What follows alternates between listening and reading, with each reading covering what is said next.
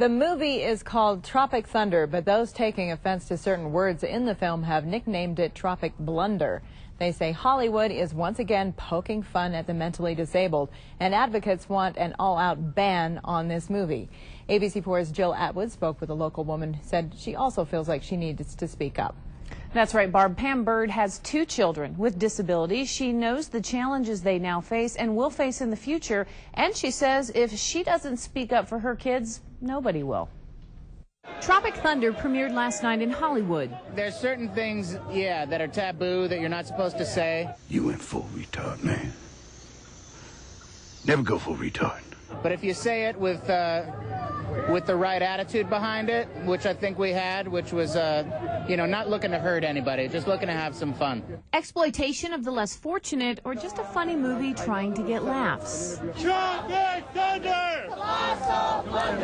Advocates are outraged, but actor and director Ben Stiller stands behind it. I think it was not meant to offend anybody, and when you're making an R-rated comedy, sometimes that happens, but I was really clear in our point of view of where the humor was coming from, and it's at the expense of the actors in the movie and the characters in the movie.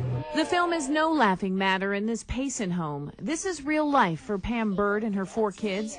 2-year-old Rhett has Down syndrome, and 13-year-old Dakota has a form of autism. I don't understand why Hollywood seems to think that making fun of people is so funny, because it's not. I mean, anyone who's ever been made fun of on a bus or in school or whatever, they know how bad it hurts. So why are we doing this in the movies where just to make money? It's not right. Despite Rhett's severe medical issues and the family's financial struggles, Kim wouldn't have it any other way.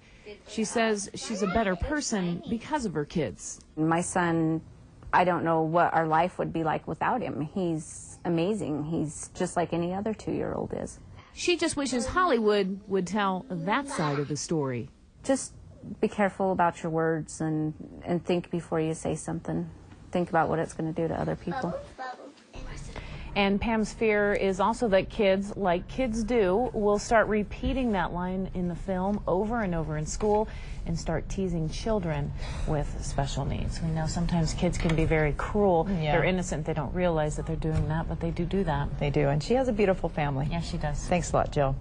Pam Bird also belongs to many different organizations along the Wasatch Front trying to raise awareness about kids and special needs.